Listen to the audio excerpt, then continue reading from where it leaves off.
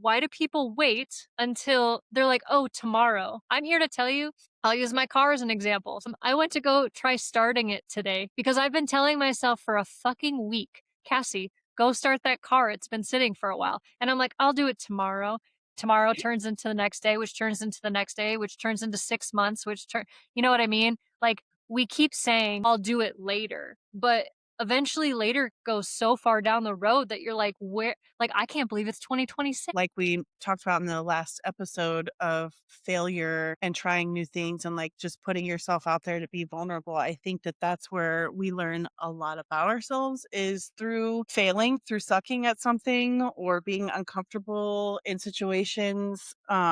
I mean, I've reflected on this, privately outside of this podcast a lot. Like, I don't remember a lot of things from my childhood. I truly don't. And there's probably a reason for that. Something happens to make you reflect that this isn't working. This doesn't actually make me as happy as I think it does. And I think a lot of times we won't continue with that reflection because it opens up so many other doors and people aren't ready to sit with that. 3 women, 3 paths, 1 mission. To prove that your story is not your limitation, to guide you towards your muchness, to explore the unfiltered truths, and to challenge every bit of belief that built your mask. This is Go Be Too Much, the unapologetic space for the bold, the healing, and the unfinished, where we decide what's too much was always meant for more. So let's chat.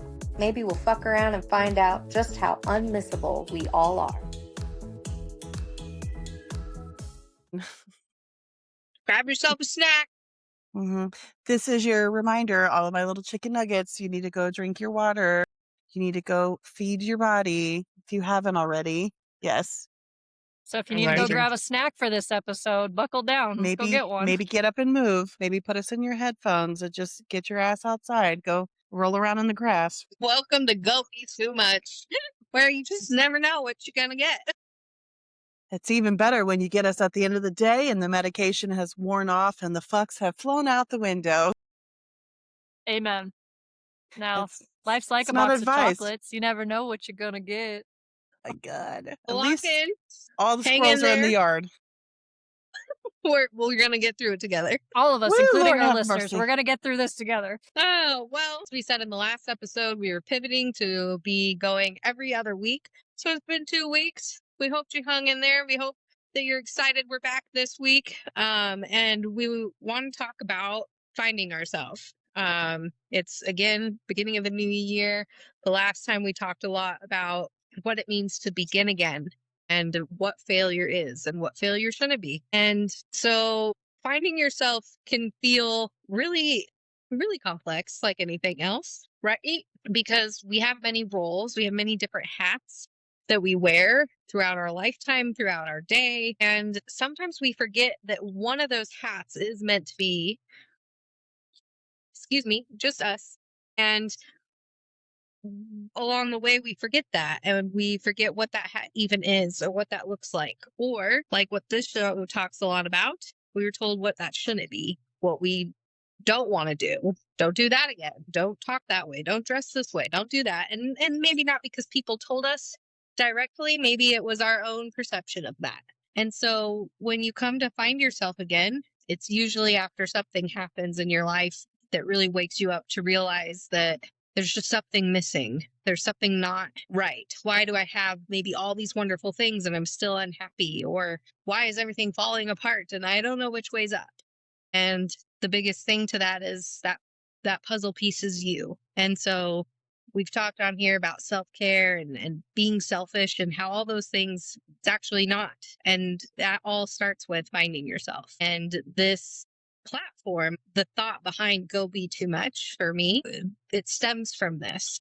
Because I have always been sort of aware of my chameleon self in shape shifting and color shifting to the atmospheres that I'm in, the environments that I hang out in, the people that I'm around. And part of me owned that as my own identity, that I didn't have, just a me. And that I was whatever these things were around me. I'm going to choke. You should definitely get a drink. Savor now. Wash it down with a Pepsi, because that sounds like a good time. Well, Mary's choking and dying over here. It makes me The think show about must go when on. the show must go on. All right, already. Oh my gosh, this is what happens.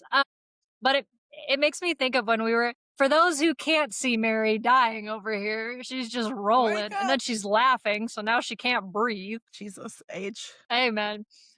When we were discussing this topic, as I am easily distracted, I brought up how sometimes we feel guilty when we decide that we are going to pivot to go a new direction and we lose people along the way. And I know that even with different pivots that I've done in my life, I have this attachment to people, things, whatever it is. And I'm like, I don't want to lose those things. And sometimes it's just understanding that they played a role or it played a role and now it is time to move forward. And when we were discussing this, I was talking about like drinking, because when people become sober, people are like, why are you sober? Why don't you drink? It's like, why do I have to? Right. And so because you become sober, the people that you used to party with and you used to go hog wild with are now like looking at you, looking down on you, like, oh, you think you're better than us because you don't drink and stuff like that. And understanding that that's them. You can't change them. You are choosing to do this for you and you just need to move on. And it sucks because now you have to make new friends. You got to find new places to hang out, different things like that. But maybe along the way you're finding yourself and those people don't fit your true authentic self. And so that's what made me think of it when you were like, we should talk about this topic. I was like, we all have our true authentic self, but we use outside things to project what we think other people want. And that's not the case. Like, you need to look inward and be like, I really, like, I'll use myself as an example. I thought that I wanted all the sports and all the things, whatever, because that's what I was brought up around. And turns out I really don't give a shit about any of that. Now I will be a cheesehead the day till I die, through and through, born and raised Wisconsin. But like that part of me left, and now I get to become my authentic self. And instead of sports, I actually just like being outdoors and doing crazy ass shit. And you know what? It's not for everybody, and that's okay. So that's what that made me think of. Mary, you've regained consciousness. Do you want to finish that thought, or? I don't even know what that thought was, other than you can lose yourself and not even have known yourself from the beginning, I guess is where I'll go with that. And that obviously go be too much kind of stems from, the Mad Hatter in Alice in Wonderland. And he talks about finding your muchness. And it's in that movie that talks about the definition of insanity is doing the same thing over and over again, expecting different results. And so that movie had always resonated with me. And there's a time in my life I would even talk about, like, how deep does the rabbit hole go? Well, I didn't realize just exactly what that meant for me in my life. And finding myself took losing every part of me that I thought I had created of who I was, and acknowledging that none of that was me or was the best parts of me, and that the person I had become was very much molded into fitting all the shoulds, all the supposed tos. And I'd been doing that for my life. That since I was little, I felt like the odd man out, grew up 30 miles out of town. So I was the weird country kid there. I tried to make that cool by allowing the school to do a field trip to my ranch to see the sheep. For those of you watching from Wyoming, and I tried to find ways to get myself to fit in, to be accepted. I did the sports, I did the choir, even though that was still a little bit of a, like, you're a weirdo because you do music, right? And so then I became this like weirdo of all the things, right? Like, I could fit into every group. I didn't feel like I fit in one particular. I wasn't a jock. I wasn't the nerd. I wasn't the goth kid, but I could fit in. I had friends in all these different groups, right? And rather than seeing that in a positive way, I saw that in a very negative outlet, and took that to college, to where I was like, nobody knows me. Nobody has to know that I was the kid that lived 30 miles in the like all these things, right? And I get to start over, start fresh. That again still only looked like trying to be a chameleon to my surroundings. And that without even knowing it, that had become my survival. And so go be too much is because I came to that place of realizing that the person I am wasn't supposed to fit in. The person I am wasn't supposed to just have one category to define her. And that those little parts of me that could fit in all of those areas, the parts of me that could be a chameleon, well, that's because all those little parts of those people I could see in myself. And so finding yourself can be the most freeing, but also one of the darkest places I think people can be. And we don't talk about it in that way. And so, yeah, I want us to talk today about finding yourself and what should you do to try and find you? And what does that even mean? How do you know if you're being authentically you or not? Well, I want to put that question back to you too. First of all, like, why do you think people even avoid it? Why do you think that um, making those changes, Cassie used the example of drinking. Why do you think people avoid being the only one that's sober or avoid quitting that crowd or quitting that task or whatever it is? The changes that we all go through from teenage years to 20s to 30s onward and upward. Well, I think a lot of it comes because of external factors, right? Like so if we take, the drinking, right? Like there's been places and environments that have put you in the position that drinking is such a socially acceptable outing. Do it when you go to dinner at a fancy restaurant. You do it when you go watch the game. You do it when your 4th of July fireworks and New Year's Eve and the champagne. Like it's just such a socially thing. So then for all of a sudden, if that's what you choose to do and you mold to that, whether it's something you feel like you actually enjoy doing it, if you then decide one day, I don't want to do this anymore, like I don't like feeling like crap, and God, it's so expensive, and I'd rather spend $100 on shoes than $100 on alcohol that I consumed last night. Like it's just something happens to make you reflect that this isn't working. This doesn't actually make me as happy as I think it does. And I think a lot of times we won't continue with that reflection because it opens up so many other doors, and people aren't ready to sit with that. They're not ready to look at, how did I get here? How did I not know who I was? Or for me, how did I abandon who I was? That was my big thing.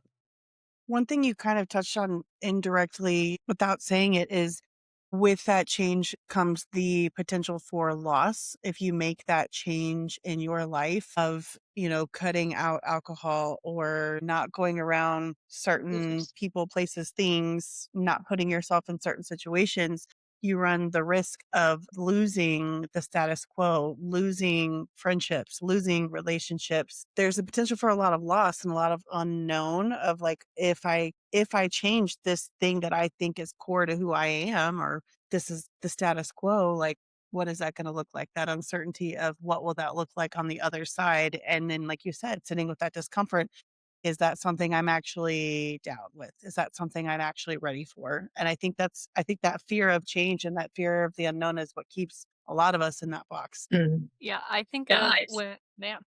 I think of when, ma'am, can we proceed forward? Thank you. Keep going. Sorry for that intermission. But I think of when I was a kid, I always used to get made fun of. And one of the reasons that I did is anybody who knows me in real life realizes I don't have a chest. I do not have the yitties. I wish I did. I don't. And so I always used to get made fun of because I am flat as can be, and every other girl had boobs, and I did not have any. And so I always got made fun of. And so I eventually was like, oh, well, I'm just going to make fun of myself because if then nobody can hurt me. And I know we've talked about that in another episode. And that has just led on to this story I put in my head of I need to be like Mary, a certain person to fit in with people. And I, just like you, am very chameleon. Like I can definitely blend in with all the different types of people. And I think back to, like my first relationship. I was doing what I thought he wanted. Like, what does he want in a girl? Now, granted, I was 17. I didn't know shit from shit. So let's start there that I didn't know anything, but I was like, oh, he wants this, this, this, and this. And then, we break up and a couple years later, I end up in a relationship with this other guy and he wanted a girl with long blonde hair, wearing specific jeans and all of these things. So I got extensions. I bought the fucking $100 jeans that I couldn't afford, like all these things to fit the mold because I wanted him to like me. I've always wanted people to like me. And I feel like I'm a pretty likable person, but I didn't believe that in myself. I always thought I had to do stuff to make people like me. And I've mentioned in the first couple episodes that when it clicked for me is when I was just sitting there and I was like, fuck, the common denominator and all this shit is me. And I decided to put myself in therapy, which is also so funny since I have two therapist friends sitting here with me right now. But like, I just was like, what the fuck? Like, I don't like what this is. I'm so exhausted putting on all of these different masks for all these people, and Cassie's just tired. And I finally was like, I don't want to be tired anymore. Now I'm tired for different reasons, but like I am more my authentic self. And I've talked about how I just was like, I threw my hands off the wheel. Ma'am, get out of here. I threw my hands off the wheel and I was like, Jesus, take the wheel, like Carrie Underwood said, because I don't know what the fuck's happening. I clearly don't know how to drive, which is ironic to our last episode. Like, somebody, like, what's that going to happen? And because I've chose to do that, I've had to do a lot of reflection, changes, pivots to get into where I'm at today. And I still have a lot of growing to do. I still got a lot of growing to do. But that's kind of how it started with me. Like, when you think about those questions, you're like, where did it start off? And it's, most of it is our childhood. Unknowing, unbeknownst to us, like something happened and we're like, shit. Mandy, do you have any answer to that? To the question I asked you, what holds us back?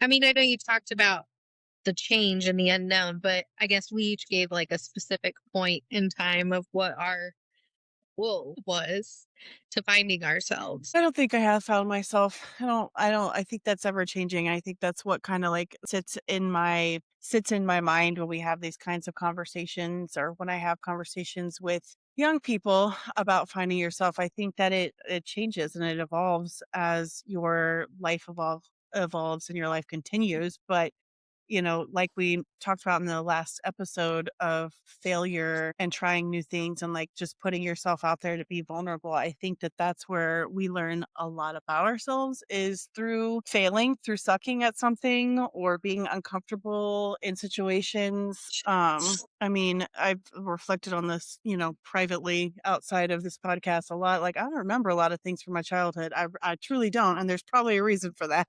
I'm sure there's a reason I don't remember specifics outside of, the generic things of always being made fun of for being a foot taller than everyone or being, the only white kid on the basketball team or at the basketball gatherings. But like, I don't remember any of the associated emotions with that. And that's probably because I took those deep down, way deep down and forgot about them again until I go to a dance class and I am in tears because I'm so frustrated because it's not easy because I didn't get it in 42 minutes like everybody else, realizing that these teenagers don't have a 9 to 5. Their 9 to 5 is watching content, watching the videos, learning the dances. They're doing it at home, they're doing it at school, they're doing it at the dance class, and I'm like, "Ooh, I just had to take a nap, guys, so I could stay up this late." And then, like, I'm judging myself as an adult because I can't do it. I'm like, that's not how any of this works. But in that moment, like, talking to my friend, I think I shared this on a previous episode, like, that wasn't adult me that was frustrated. That was very much 15, 16, 17-year-old me that avoided trying to learn the dances that everyone on the basketball team did or that everyone in school did because I didn't want to suck at it. I refused to do anything, try anything new if I wasn't going to be good at it because my persona very much was the perfect kid growing up, the one that got the straight A's, the oldest that was quiet and followed the rules. It didn't cause any trouble. Like I remember the compliments people gave me. Mature for your age. You're very mature for your age. Quiet or like easy to get along with. And it's like, because I didn't say shit. I didn't say anything. I didn't say anything. I didn't do anything. I didn't want to rock any boats. I didn't want to stick out more than I already did. So I just didn't. And so I don't know I don't know what the aha moment is because I mean, God, I spent half the last episode telling men to fuck off. Like I just now I say all the Maybe you're things. coming into your aha moments. Maybe I'm knocking on the door of that. It's going to be said in another language, so I need to be able to understand it. Yeah. And that's okay. And that is right. And I think what you brought up too was another important thing is that maybe also, Cassie and I, maybe also people won't resonate with the fact that it was some big thing that kind of like aha moment. But the simple fact of that over time, we just simply forget.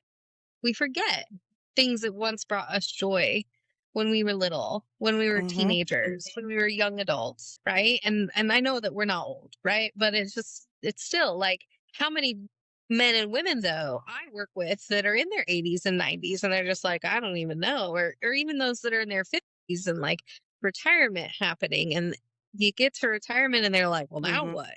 And I don't know what my interests are. I don't know what that is. It's like, oh, like they don't know who they are because they just focus on this one hat while we all forget the most important hat, which is who we are and who that is authentically to us and not who that is for how that best serves others. And I know that for me is I use that as an example because that was my issue. My Mary hat, my MJ being me was determined upon in serving others. And yeah, that is a core factor of who I am and my authentic self of being a kind and caring and compassionate person to no matter how much evil is in the world, always believing in the possibility, right? But that isn't just who I am. And I don't need to just be that in order to also then mutate per other situations or other people. And so I think you saying like just it could be as simple as you've just forgotten. So, people may listen to this and are like, oh, I know who I am. I'd ask you to really sit with yourself and ask when you take off all the other little hats, and you hang them on the hook, and all that's just left is you. Do you really know what that is without identifying it based on other externals of people, places, things?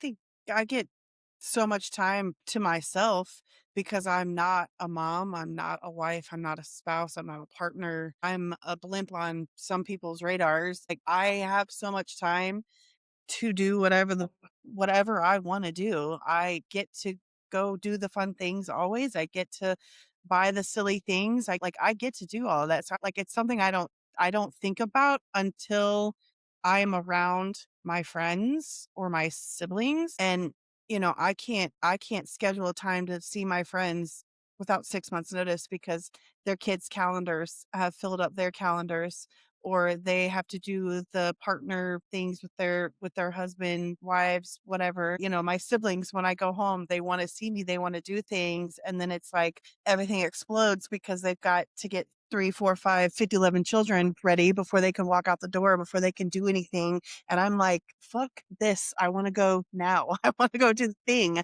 I don't need to do all these extra steps. And so I very much just, yeah, I just end up doing a lot of things solo. And I think, so I don't reflect on like, oh, this is me because I love it and that makes me happy. And I'm just like, oh, this is my life. This is what I want to do. I could probably tell you a lot of things that I don't like fucking camping. I don't want to do that. Like who I am as a person is not outdoorsy. I'm outsidey. I'll go on the adventures outside to a patio maybe, but no.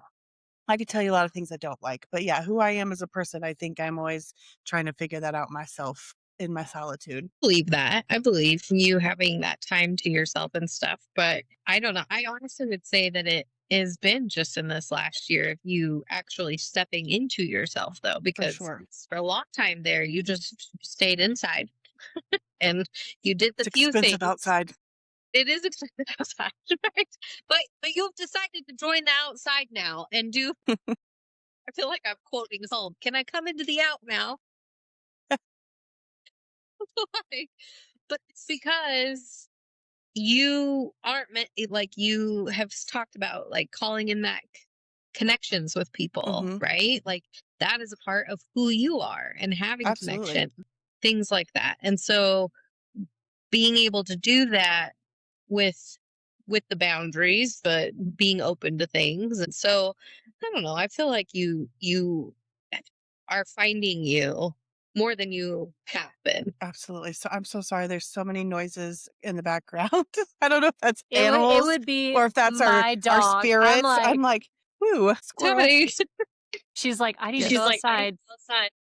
and No, you're that's okay. just sitting I there. thought my animal was in here and I got distracted for a moment. Sorry. Whoop, squirrel. Nope, definitely mine. And then my cat's eating now, and it's so loud. He's so old. Makes me sad. um, but what squirrel? When you were talking about that, Mary, it reminded me of when you mentioned people retiring and how when people do retire, most of the people retiring now are boomers. Like all they have done is work their entire lives. Most of them have been wives, husbands, and working. Like that is and raising and mom and dad, right? And I think that goes for a lot of people that when they get to that age, whatever time you decide to retire, all you know how to be is a mom. And then when you become an empty nester, you're like, what the fuck do I do? When you retire, all you've done is dedicated your life to that job. Now, what do you do? And so I think the other thing is just like my hope is that people start finding themselves younger and then building into that. So the other thing that I think about is how people are like, oh, when I retire, I'll start traveling more. But why? Like, why the fuck not? Like, I understand that Rick and I travel a shit ton. We are definitely travelers, not vacationers. But it's because that is something that we've made a priority and we want to go do because I want to do it when I'm in my 30s versus my 50s. Right? I feel like we always take a morbid turn with things, but when people retire, you're in your 60s. Retirement age now is 67. And that's if you can retire at 67 or before, Hmm. right? You're going to fucking die. And you're literally going to we'll just say 70. Like you The don't live 75 much. is the Like, expectancy. I'm like, I so am you're halfway done with telling my me life. for 3 years you're gonna go travel maybe, and honestly, you're now on a fixed income, so you might get one vacation or two. Like you're telling me you worked your whole fucking life to retire and then travel? No. Mm, Will Fuck I that. will proudly support anybody who wants to travel now because you are willing, young, and able to go and do it and enjoy it and take your kids. And Mandy, go do you're like, you know what? This ticket is XYZ. It'll cost me this. That's what I'm gonna do for one fucking day. I Yep. loved it. I did that in my 20s. I Fuck full it. heartedly send it fuck it, book it. But like, why? Why do people wait until they're like, oh, tomorrow? I'm here to tell you, I'll use my car as an example. So I have two cars, one that runs when it wants to. I went to go try starting it today because I've been telling myself for a fucking week, Cassie, go start that car. It's been sitting for a while. And I'm like, I'll do it tomorrow. Tomorrow turns into the next day, which turns into the next day, which turns into 6 months, you know what I mean? Like, we keep saying, I'll do it later, but eventually later goes so far down the road that you're like, I can't believe it's 2026. I cannot believe that I've lived in Salt Lake for almost 4 years now. Like, where the fuck has the time gone? And so I think people need to understand that today is your day. Like, go do the damn thing today. Find yourself, be yourself today, because before you know it, you're going to be 67 and you're going to die. Or you won't That's even my make it rant to on that one. fucking 67 and Well, you'll Yeah. die. anymore, like if you're here in If Utah, you're here in Utah, oh my gosh, the drivers here are fucking terrible. But every single day I open up my Facebook app and somebody's dead. And I'm like, what? Like in all ages, from infant kids who are running out in the street and somebody's not paying attention to hit them, which I'm so sorry for anybody who that just spiraled you, to all the way to older people who shouldn't be driving as is, but they got in the car and caused an accident and something happened, right? Like you don't know I could go real morbid. I could be sitting here right now and have a stroke while we're recording sure. this podcast. You don't know. And so my point is Stop waiting for a certain time. Stop waiting for a certain moment. Like, I'm gonna get so passionate about this real quick. Like, fuck it, book it, go do it. So No, go find but I yourself, think go do it. that but I think that's, what Mandy talks about, like the change and the unknown holding people back, it's like because we start to put ourselves in this box of like, well, this is who I am and this is what I do day to day. And these are things that I kind of like, but I can't be the person that does this and goes and does this or tries this. And it's why are we putting those limitations on ourselves? And are we putting those limitations on ourselves because of some belief that we have that maybe has been developed since way long ago? Or are we putting those limitations on ourselves because of just the fear of trying something new and maybe failing or being the new beginner, like we talked about in the last episode? And so it's finding yourself is the willingness to say, I'm going to explore, and I may explore things that I don't actually resonate with. And it's saying that maybe I have liked this thing for this long, but it's just not who I am anymore. And it's okay to change that. It's okay to say that your favorite color blue is no longer your only favorite color, but you also have another favorite color that's purple. And why did we resist that for so long? Because, well, that color purple was attached to some other things that we just were like, we don't like purple, we like blue. Not bullshit. We like both, and that's okay. I have a real big swerve coming for you guys shortly. I love that. Well, swerve away. Well, I didn't want to interrupt your thought. I'm sorry. No, I'm just rambling. Just No, yapping. I was like, just because it's resonating in a in a different language. In the background here, you will notice all of my K-pop idols. In the K-pop world, it's your bias. You have your bias is who you locked in on first, who catches your eye, who you are obsessed with, who you love. And that can be physically speaking, it can be because if they're the rapper, the dancer, the singer, whatever it is, they are your bias, they are who you love, they are who like you get excited about because there's usually about 12 to 15 members in each group at a minimum. And so then you have your bias wrecker. And your bias wrecker is who comes in and also catches your eye. And like maybe you didn't notice them right away, but then they looked really good in that picture or they really killed it in that video. And you're like, wait a minute, what is happening? Why is my attention elsewhere? So then we look at things of like your alt group, your alt bias, like this is my ultimate. And I think we started this recording day with me telling you guys of like, I don't know if I would really pick how I think I would pick because my beautiful bias over here, he is a short king. He is 5'6". He is 5'6". My bias wrecker, my bias of another group, he comes in swinging and he is 6'1". And I asked myself, like, if real life, if these people were standing in front of me and I was presented with the kind, gentle, giggly, buff 5'6" man here or the fuck face 6'1" rapper with presence who's a stupid little idiot off camera. Like, I don't know. I don't know if I'd pass that test or if there is a pass fail rate there or if there's a correct answer. Like, K-pop has taught me many things and it has allowed many things into my life. But the thing, I think the biggest thing, the takeaway is you can get wrecked on any day. Any day of the week, somebody's going to come in with a new hair, a new concept, a new song, and your whole life is going to be upside down as you knew it. I thought I was a Felix bias, and it turns out I'm Lino bias or whatever it is. Whatever it is. It's And Felix, you're lying to yourself. no, Felix is always the wrecker for me, but yes. Yes. Well, But and I yes. think you talking about like being like, if presented with it, would you choose like 5'6"? That's all these other things that you are really drawn to that resonate with you versus like talk about standing in a position of the Mhm. old and new you. The I you know. that had in your mind that this is This what is it is, why this is what it's gonna be. But This is now why I wait a think minute. this all the time. Right. Because yes, but wait a minute. Because this stupid idiot is also beautiful and fun and kind and loving, but he is 6'1". He is packaged in a way that is familiar to me.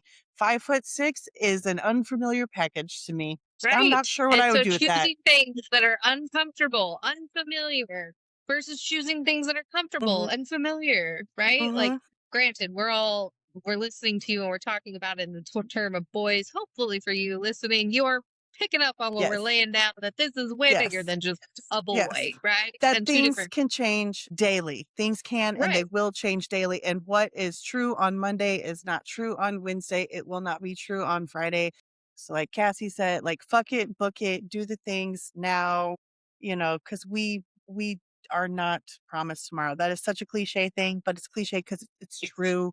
Like, we are not promised tomorrow. So exploring the things, and if it takes a K-pop group for you to explore the silly, goofy little things, and you realize like this is something that you actually like and you actually enjoy, like, okay, fine, that was the means. If it is movies, Mary speaks a lot in movies and Harry Potter and Alice in Wonderland and for her shows, Friends, and I'm like, there's some of them I can keep up with and some of them I have no idea. But that's the point, is those things speak to the people that they speak to. They give us each the little nugget that we need to take on our journey to go start figuring things out. And that's, we've talked, the question is like, okay, so how do we lean into that change? How do we allow these things? It's like, yeah, you have to allow them. Like, I don't have a great definitive answer for that. Like, you just have to kind of like be uncomfortable and let it. I was gonna say, it's like, I think you have to let yourself be uncomfortable to even acknowledge that something actually maybe doesn't feel right, or maybe so. Oh, maybe I actually really like this. So maybe you're a gym bro, right? And then all of a sudden you go and you try the fruity little drink, and you're kind of like, I shouldn't like this. It's the fruity little drink with the umbrella. Be like, no, fuck it. Get the fruity little drink with the umbrella and be a gym bro. Like, we don't care. But how many of us Literally. don't do that because of the fear? Again, the fear of judgment, the fear of what other people might say. But even more importantly, when we are in life and determining that something no longer works for us, or that we want to try something new, how many times is it that we are met with, you're changing, you've changed, and it's in a negative context? That's the and point. and that it instantly is, and that's making other people uncomfortable. Well, is it making them uncomfortable because it's reflecting in them something they want to change and don't feel brave enough to change? Is it something in them that they themselves, ignore and are continuing to ignore? Like, and is it a part of you that you're showing, and they say that you've changed, but it's always been there and they just weren't willing to actually see you? They saw the So, parts of you that benefited them. right. And so they ignored it. It's like, no, that's always been there. I was always quirky and had my cup obsessions. That's not fucking new. What do you mean? Like, Gotta tell her to stop buying us cups. I'm just kidding. you do. You have to tell me. Don't buy me another cup. Okay. I I'll won't. take I'll take all the cups. I'm like, but that's not new. But if all of a sudden to you, it's like, God, you have so many. Why are there so many? Like, what is, like, did you just not see me prior to? Yeah. Right. One of the things, and this goes back a little bit, but it popped in my head and I don't remember how it was articulated, but it basically talks about how fear and faith is kind of almost the same thing. Like, when you have faith, you are believing in something that you've never seen before, but you know it to be true. And fear is fearing something that you've never seen before, but you fear it, right? So like, faith and fear, just flop them. Both are true. Like, you've never seen this, but yet you believe it to be true. You've never seen it, but yet you fear it. Why do we do that? And so that was one random thing that popped into my head when you said that. But I also think about how, when I think of my grandma growing up, I think of apples in her kitchen. For whatever reason, my grandma had lots of apples, or my mom always used to collect Coca-Cola things. And I think once people learn about like these things that you like, that is what they start getting you, and so then you end up with a lot, and so then you're like, well, I'm known as the Coca-Cola girl. And I remember when my grandpa, gosh, this was right before we moved to Wyoming, my grandpa came up with a bunch of Coca-Cola shit, and my mom's like, I don't want any of this. He's like, why not? You love Coca-Cola. And my mom's like, I actually don't. Like, I do, but not as much as you're making it out to be. And he's like, oh, and it's like, it's okay to tell people you think this, and it was really kind, but I really actually don't like it. Like, that is not my thing. And so Just letting people know, like, my favorite color is green. Maybe I'll change it someday. I also like purple. Like, I would say my favorite colors are definitely green, black, and purple. But I was like, if I decided not to like green anymore, I mean, clearly look at my fucking surroundings here. Like, but if I for some reason decided I didn't like green anymore, like it would be okay.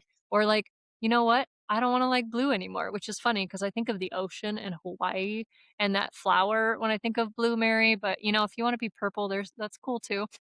I'm like blue, green, and purple, baby, all day. I'm the ocean. It's Mermaid. my I know. favorite I was color. like, I Little definitely think mermaid. of like Think of like ocean. Yeah, right. Ocean mermaid. waters Fuck with yeah. blue, and then Yes. Mandy with orange.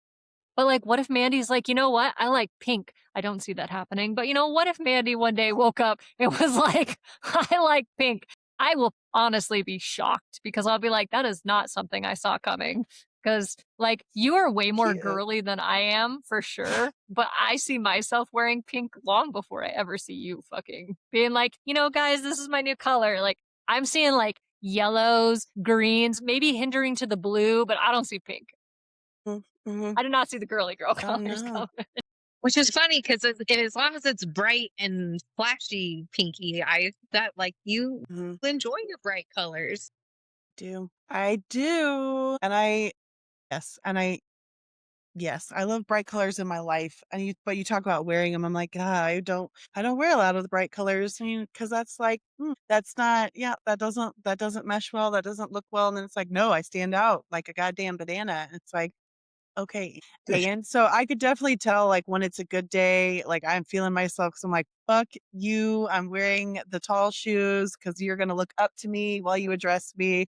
Or like I am going to wear the bright, bold colors and I am going to be obnoxious. And then there are days I'm just like, we are here to serve a purpose. We're just surviving and getting through this day. So it is definitely the green cargo pants and the monotone colors. But that's the beauty of it all, right? The duality of this show of our lives of everything is you can be all of the above. And sometimes again, you start the day here and you end the day here or vice versa and you start the week yes.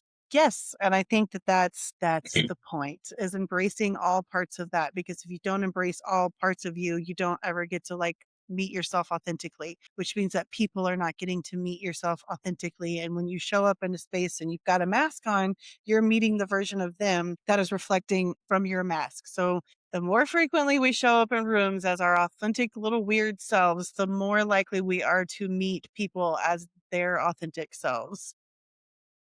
And And it just takes a what an lot to do interesting that dynamic. Yes. because you You have to definitely feel took a safe enough. spin on that. What?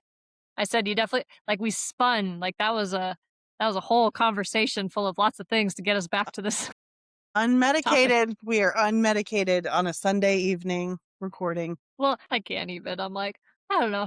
That was gone. Basically, don't put yourself in a box. Don't let other people put you in a box. Get out of the box that you've put yourself in. Try new things. Try old things. You mentioned mermaids. I'll be the first to admit I love mermaids. And I I love don't think that anyone's story. surprised by that. Right. No, they shouldn't be. Not if they really know me. But at the same time, other people probably would be because they'd be like, what? Like, but You're so as boring, I am, Mary. I'm a Why would you be walking a movie mermaid? because I love Disney. I love all the things. I did call you a Disney princess in one of the last episodes. You did. Disney princess, Xena warrior princess. I mean, I'll be we Jane like from Tarzan. Let me go play with the fucking gorillas. Yes, that tracks. I love that you guys both have your Disney princesses ready, and I'm so not Disney. I've never. I mean, if I really could, I'd be Princess Leia from Star Wars or Hermione for Mandy, Harry Potter. in the best of compliments, you are the boo in Home that says, "Let me into the out now." I haven't seen that one. I don't know that one. Assignment. I know. God, just add to the list of homework that I have.